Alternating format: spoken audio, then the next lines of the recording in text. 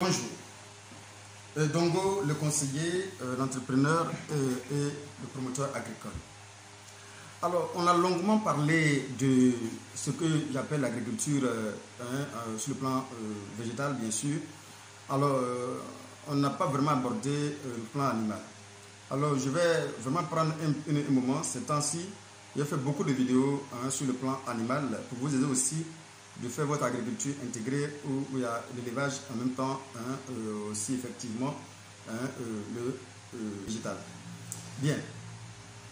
Aujourd'hui, on va aborder l'élevage de poulets de chair. Alors, c'est très important d'écouter attentivement ce que nous allons dire dans cette vidéo parce que je vais faire cette vidéo sur 3 phases en fait. Pour mieux vous expliquer, pour mieux vous faire comprendre. Il faut que je prenne mon temps pour le faire tranquillement, pour que vous puissiez comprendre tout ce dont vous aurez besoin pour réussir votre élevage, ce que tu verras dans cette vidéo. Je vais le faire en 3 parties. La partie 1 aujourd'hui, les 2 autres parties vont venir demain ou après-demain. Je pense que vous allez avoir tout ce dont vous aurez besoin pour pouvoir faire votre poulet de chair en toute tranquillité. Alors, l'élevage de poulet de chair exige un minimum de connaissances et d'occupation régulière, il faut le savoir. Le niveau de rentabilité effectivement de cet élevage-là va être déterminé par la conjugaison de 4 éléments que je vais citer tout à l'heure. Alors, la qualité des poussins, ça compte beaucoup. La qualité des poussins. Alors, lorsque vous voulez faire votre élevage, il faut tenir compte de la qualité de vos poussins que vous allez vraiment utiliser. Parce que si les poussins ne sont pas de bonne qualité, de bonne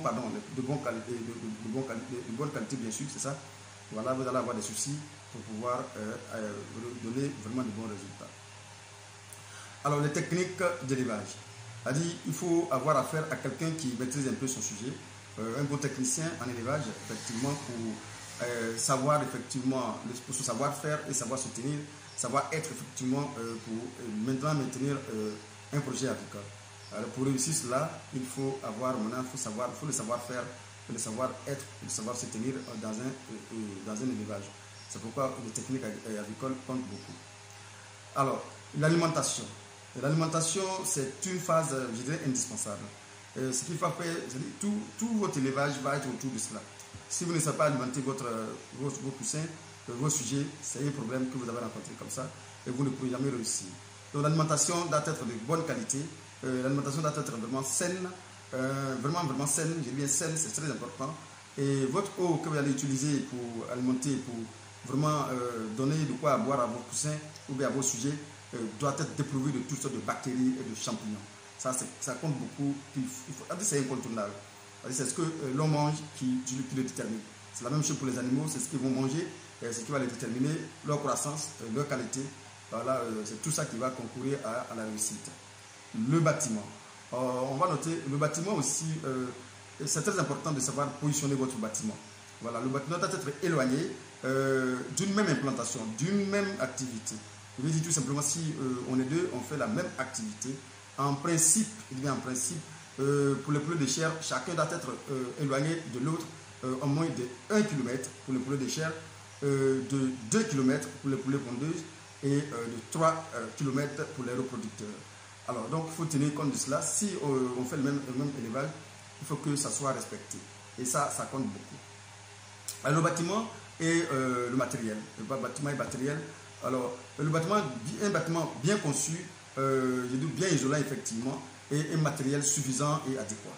Matériel suffisant et adéquat pour votre élevage est très important. Il faut avoir un bon matériel pour mieux vraiment tenir et pour mieux avoir vraiment les meilleurs résultats qu'il vous faut. Très important. Alors, maintenant, on peut parler maintenant de l'implantation de l'élevage de poulet de chair proprement dite. Alors, pour ce faire, il faut quand même des infrastructures. C'est-à-dire que quand on va commencer, il faut quand même des infrastructures. Parmi, entre autres, le choix du terrain. Le terrain compte beaucoup. Le terrain compte beaucoup. Vous allez voir que tout ce que je vais citer, ce sont des choses vraiment minutieusement choisies pour que vous puissiez comprendre combien de fois c'est important. Voilà. Et le terrain doit être un terrain sain, plat, sec et drainé. Bien drainé. Bien drainé pour faciliter l'évacuation d'eau pour ne pas qu'il y ait des eaux de ruissellement et des eaux stagnées qui stagnent partout dans votre cour. Ce sont des nids de poules et des nids de parasites. Donc, bien drainé, sec, bien plat, compte beaucoup. Voilà. Le terrain aussi doit être protégé de vent, ce qu'on appelle les vents forts. Voilà, il faut que ça soit vraiment protégé des vents très forts, très violents. Donc, il faut bien savoir positionner son bâtiment. Effectivement, il doit être aussi aéré. Attention, c'est vrai qu'on doit être protégé des vents dominants, des vents très forts, mais il doit être vraiment aéré et vraiment avec de l'air qui est continuellement renouvelé. Hein? C'est très important. Alors, le terrain, on a parlé du terrain, on va parler maintenant de l'eau.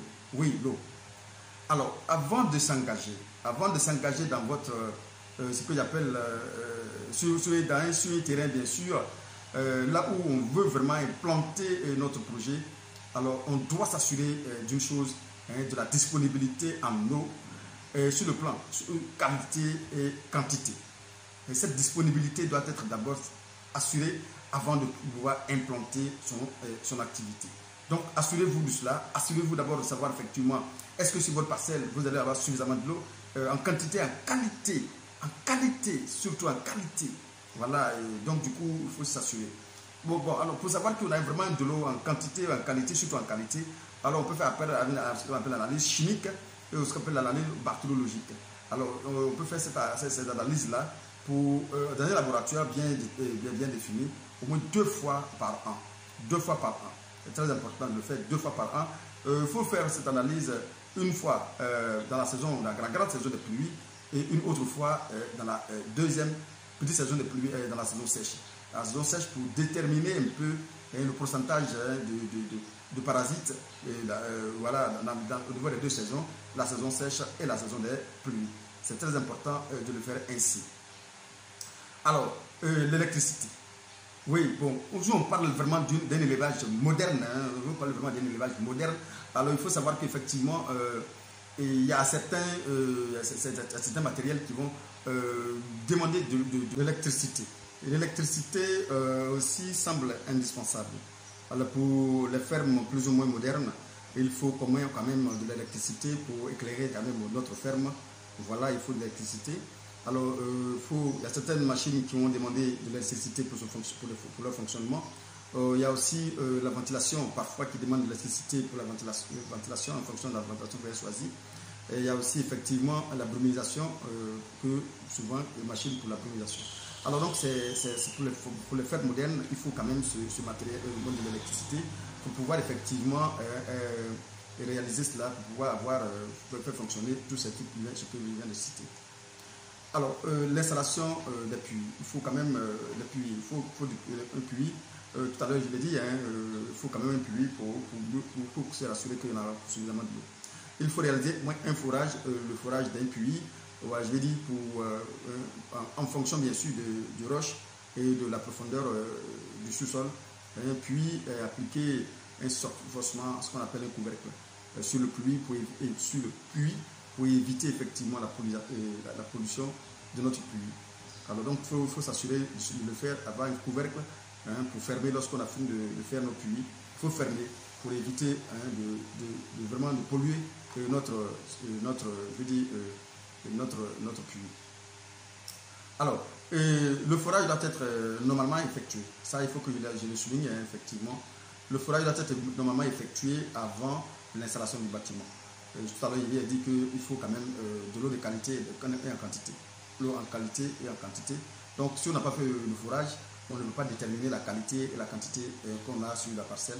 Donc, il faut faire ce forage-là d'abord avant d'implanter, même pour ne pas débourser assez d'argent pour implanter un bâtiment et on va être confronté à un problème de l'eau. Vraiment, cela va arrêter effectivement notre projet, le château d'eau. Alors, il faut aussi savoir ceci. Alors, il doit être aussi d'une capacité suffisante, le château d'eau. Voilà, si on a un château d'eau, il faut qu'il soit vraiment d'une capacité suffisante en autonomie, pour une autonomie en eau. Et vraiment, c'est très important de le souligner. Surtout pour une période bien définie de 7 jours, en cas de panne, il faut que j'ai un château d'eau qui est capable de me maintenir pendant 7 jours avant en attendant qu'on trouve une solution pour la panne, peut-être une panne qui peut être une panne électrique, ça peut être une panne d'un organe de la motopompe ou même du moteur du château. Voilà, et attention, et les volailles ne sont pas comme les caprins ou les bovins qui pourront résister en manque d'eau, qui pourront résister, je veux dire, pendant une journée ou bien certaines heures. Vraiment, ce sera difficile, parfois fatal pour nos animaux. C'est très important de savoir. Donc faites attention, beaucoup attention. Alors, pour la motopompe, je pense que on doit aménager, il faut aménager quelque part, en dessous de notre château pour déposer notre motopompe tout simplement pour bien optimiser l'utilisation de notre parcelle. Il faut juste en dessous de notre pompe, on peut déposer là quelque part là. Voilà, mais surtout il faut s'assurer que l'endroit où on a déposé est vraiment aéré pour le fonctionnement, pour un bon fonctionnement du diesel. Alors donc il ne faut pas que ça vraiment un coin vraiment touffu. Voilà, le moteur va bien fonctionner, on va abîmer notre appareil, notre machine très tôt. C'est très très important de savoir cela. Alors, aussi, il faut souligner aussi qu'il faut avoir aussi ce qu'on appelle la fosse à cadavre. La fosse à cadavre compte beaucoup dans nos élevages, effectivement. Mais il faut même savoir qu'une fosse à cadavre doit contribuer à ce qu'on appelle la préservation et la sauvegarde de notre environnement. Alors donc, on ne peut pas faire des choses n'importe comment. La fosse à cadavre va nous permettre de déposer tous nos cadavres, tous les poulets aux poussins qui vont mourir. Il faut les déposer à cet endroit bien précis et on ferme avec ce qu'on appelle une chaux vive,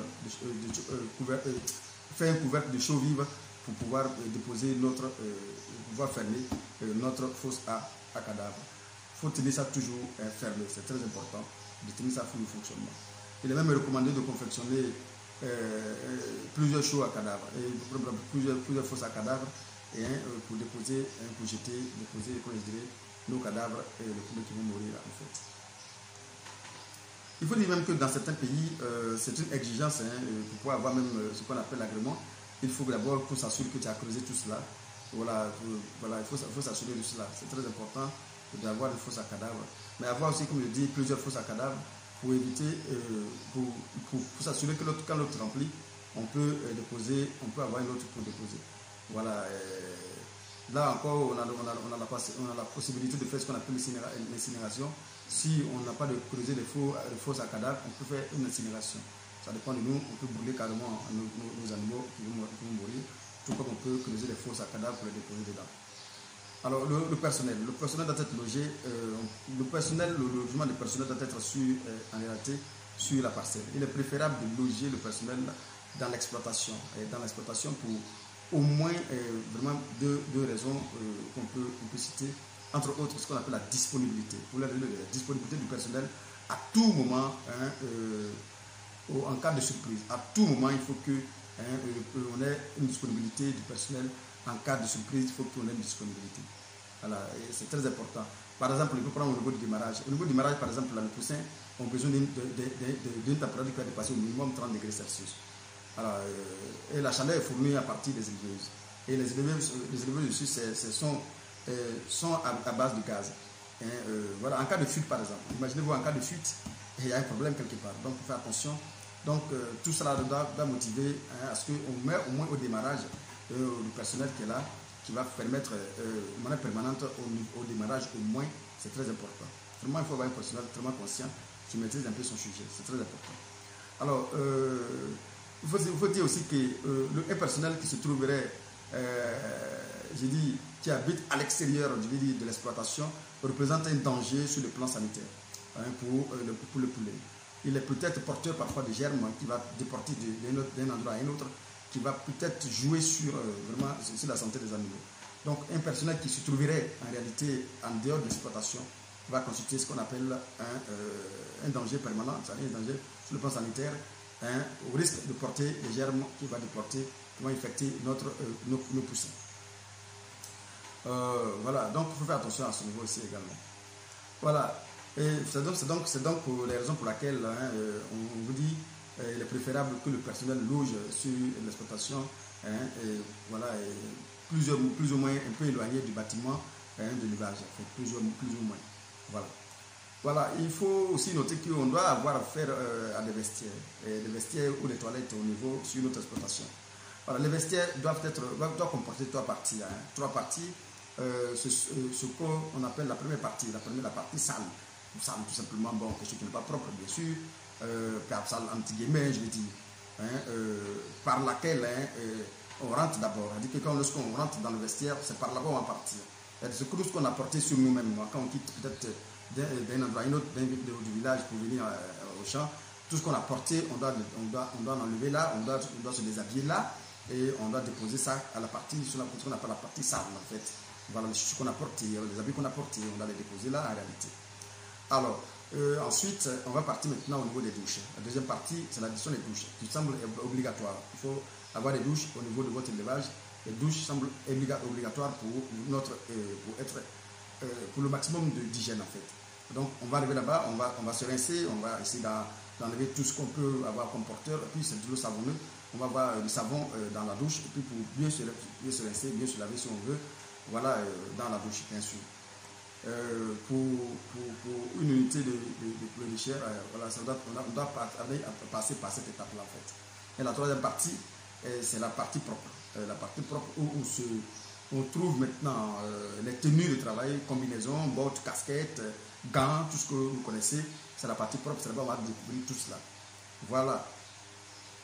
Voilà, c'est-à-dire cela va vraiment nous permettre de minimiser les dégâts au niveau de notre exploitation. Alors, il faut aussi savoir ceci, ce qu'on appelle l'autolivre. L'autolivre, c'est quoi? Parce que lorsque nous sommes en train de faire une exploitation pareille, il y a forcément le matériel qu'on va apporter d'un endroit à l'autre. Ça veut dire que les aliments, c'est une voiture, les tracteurs qui vont soulever ça, qu'on va sur la parcelle.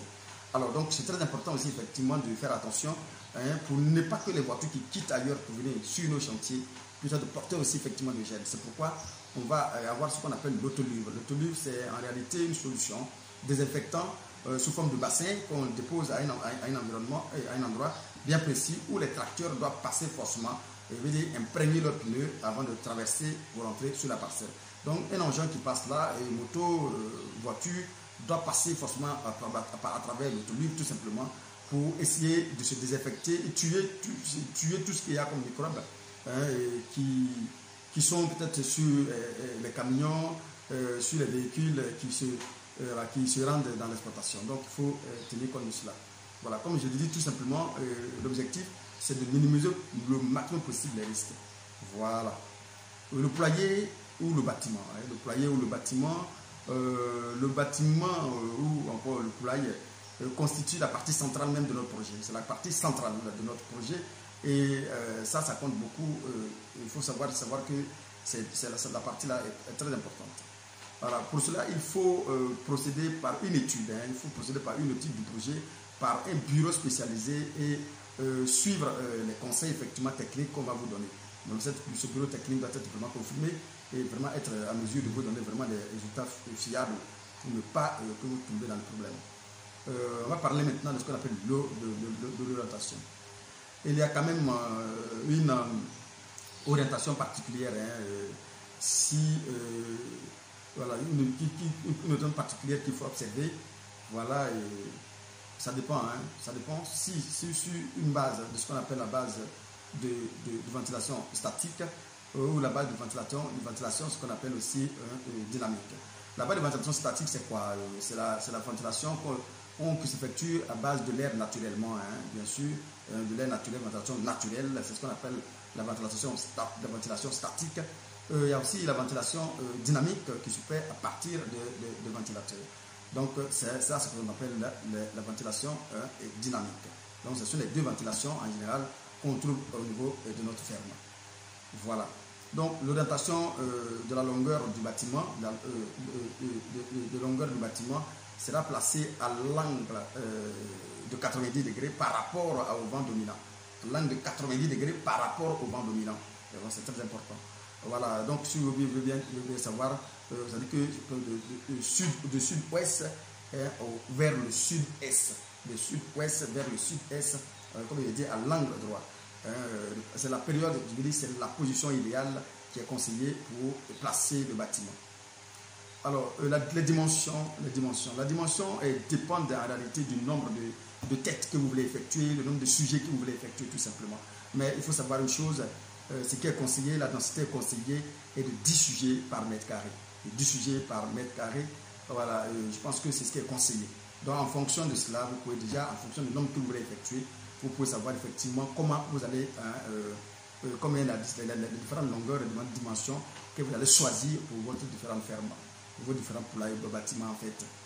Voilà, la toiture doit être isolante, elle doit être protégée, elle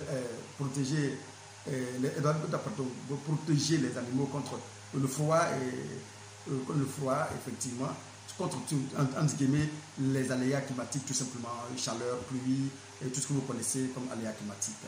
Voilà, le bâtiment doit être vraiment isolant et c'est très important.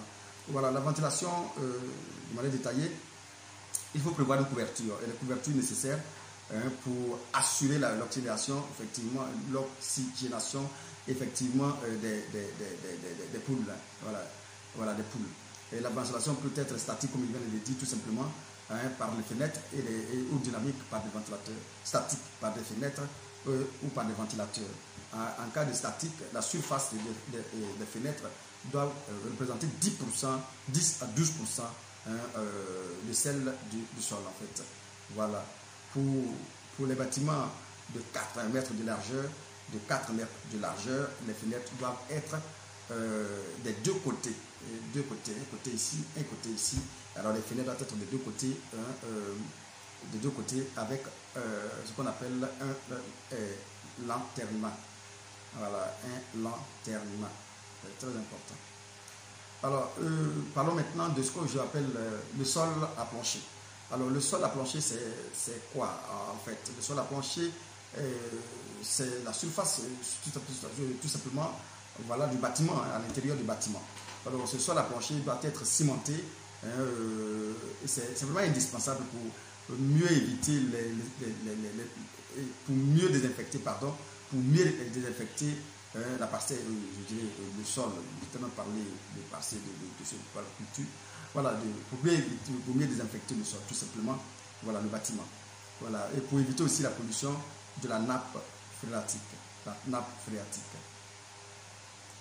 Alors, il faut aussi savoir quelque chose de très important aussi, je veux dire, au niveau du matériel, d'équipement de l'intérieur. Alors, on va avoir besoin de quoi? Des éleveuses. Bon, les éleveuses sont les appareils qui nous permettent d'avoir de la chaleur. Vous savez, on ne peut pas avoir une poule mère pour chaque groupe de poussins. Donc, du coup, elle nous permet d'avoir de la chaleur pour fournir de la chaleur pour nos poussins, effectivement. Alors, ça, c'est très important d'avoir vraiment des pondeuses, des éleveuses. Voilà, elles fonctionnent souvent à partir de gaz, comme je l'ai dit. Et la hauteur de fixation est en général entre 80 à 1 mètre du sol. Ça ne doit pas dépasser cela. Entre 80 à 1 mètre du sol, tout simplement. À ce niveau-là, il faut voir la hauteur de fixation de ces éleveuses-là. Bon, les parts avant, ce sont des cercles de protection autour des éleveuses. Là, ça va nous éviter aussi vraiment de protéger les poussins contre les courants, de vent. Donc, c'est très important de protéger nos poussins à travers cette partie-là. Alors, il y a aussi les cercles, les cercles de protection peut être fait à partir de carton, de plastique ou de balles de paille, bien sûr. Voilà, maintenant on va parler des mangeoires. Vous connaissez, on ne peut pas faire effectivement de l'élevage sans parler de mangeoires. Alors, elle permet de fournir des aliments aux poussins sans le gaspillage. Quand le gaspillage, effectivement, voilà. Il faut savoir que les mangeoires se font à partir de l'âge. C'est pourquoi on va parler de mangeoires de démarrage, de mangeoires de premier âge, mangeoires de deuxième âge, tout simplement. Voilà, des mangeoires automatiques. Il y a plusieurs sortes de mangeoires aujourd'hui, des mangeoires automatiques. Voilà, des mangeoires cylindriques, bien sûr. Alors, il y a plusieurs sortes de mangeoires, tout simplement. Et maintenant, on va terminer par ce qu'on appelle les abreuvoirs. Les abreuvoirs, c'est quoi? Ça va permettre aussi de donner de l'eau à nos poussins, à nos sujets, tout simplement. Voilà, il y a deux types d'abreuvoirs. Mais il faut savoir qu'il y a des abreuvoirs 6-8 qui, pour tout âge, bien sûr, puis aussi les gouttières premier âge. Et aussi, effectivement, il y a aussi ce qu'on appelle les abreuvoirs de deuxième âge, après la deuxième semaine, tout simplement. Voilà, tout cela, ce sont des choses que vous pouvez trouver un peu partout. Je veux dire, pour ceux qui veulent vraiment se lancer, je pense qu'aujourd'hui, on a ouvert le de la formation, je dirais encore, sur ces sujets. Je pense que pour ceux qui voulaient vous lancer, je pense que c'est l'opportunité pour vous de bien suivre ce cours. Et la deuxième phase qui va venir, bien, peut-être dans 2 ou 3 jours, je fais la deuxième vidéo pour vous permettre de comprendre un peu en long et en large l'ensemble de tout ce qu'il faut connaître pour pouvoir réussir vos différents projets effectivement avicoles. Merci, c'est le même Dongo. Pour ceux qui veulent des formations, je pense que nous sommes là pour vous. Vous voulez vous former, c'est l'occasion de vous former. On va vous donner des formations pratiques. On entend de licencier plus ou moins les spécialités dans n'importe quel domaine pour suivre d'autres différentes activités que vous faites. Parce que moi, je ne peux pas tout faire. Vraiment, on est en train de licencier progressivement les personnes qui nous accompagnent, voilà, pour vous aider dans vos différentes réalisations. Merci encore une fois. À bientôt pour une autre vidéo.